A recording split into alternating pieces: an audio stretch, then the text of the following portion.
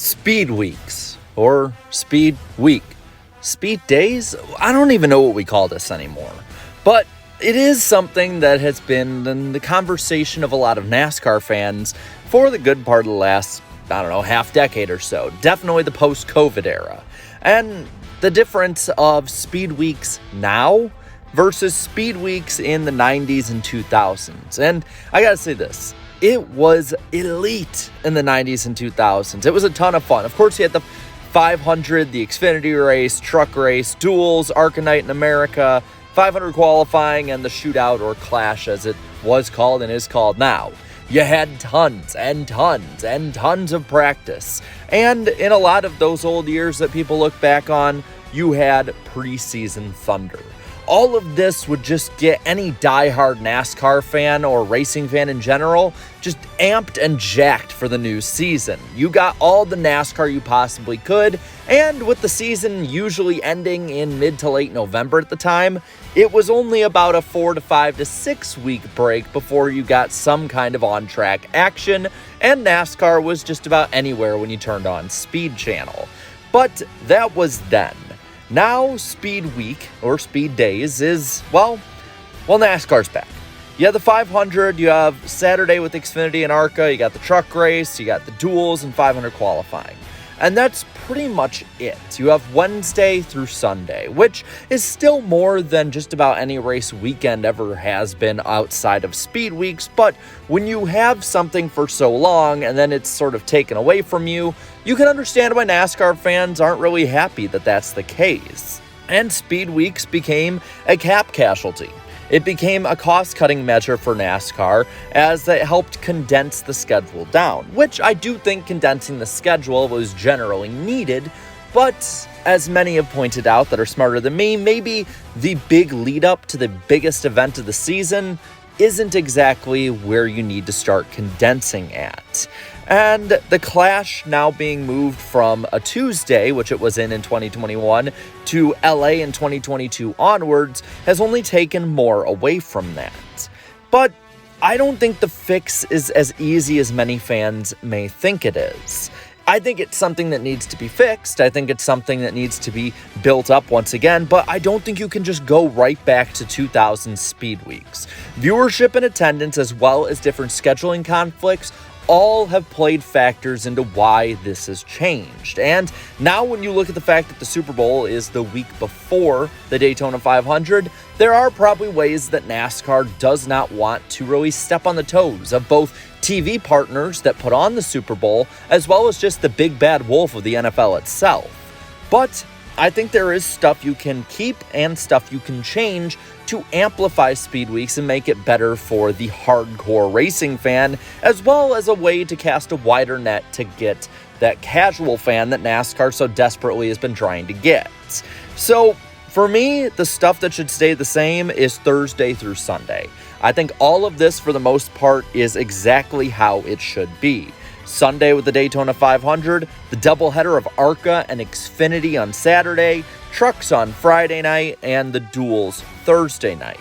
This is honestly really good, and I think it's something that is a great core to build around. I don't think you need to start cutting anything else through here.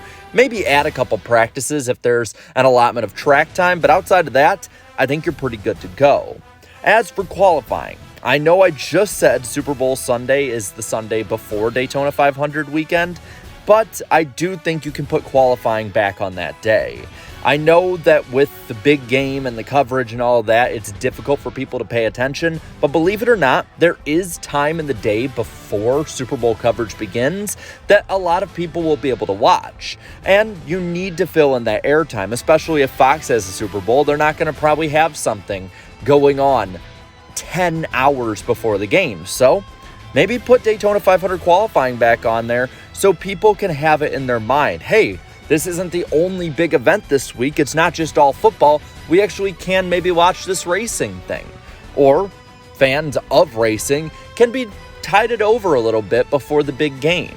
It's not necessarily something that would be popular, and I think you'd probably have to move qualifying to FS1, but you still, at least with that, could keep it in people's minds. And I think the Clash being rotated to Daytona in some years is okay. There's a reason the Clash had died out at Daytona. The road course experiment, had a good finish, but did not work overall. And the Clash itself, especially in 2019 and 2020, had really played itself out with either boring single-file racing or an absolute wreck fest to end the 2020 edition. But I do think having it every now and then, or maybe between contracts with different stadiums and cities that they're trying to get new fans with, might be a way to get different speed weeks to have highlighted moments. You can have the Clash either on a Saturday night or the Monday night after the Super Bowl when there's really nothing else on. The rotation of other venues in Daytona also, like I said, could make it so you could highlight certain years. Maybe 2025 Speed Weeks. You need to go down there a couple days early so you can see the Clash come back. Or maybe 2028 or 2031. There are certain years similar to the rotation that people would want with the All-Star Race or the finale, or that you get with other sport events in other sports leagues. And maybe to fill in those other years, or to add on top of this as well for an even more stacked Speed Weeks, have something like the Battle at the Beach that they had in 2013 and 14. You can have a late model and modified kind of all-star race, or you could work together with a rival but yet kind of friendly because of ownership racing group and maybe have the Cars Tour play in different years. Know years in advance when they would go down so that some of those who are maybe not the most funded teams will have time and the ability to get down there and are not just being told a couple weeks or months in advance, hey, we're doing this.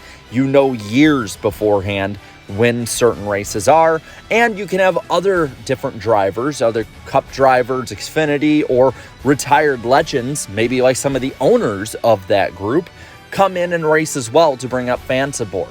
Have the movable grandstands go to the back stretch and sort of have what you had back in the day.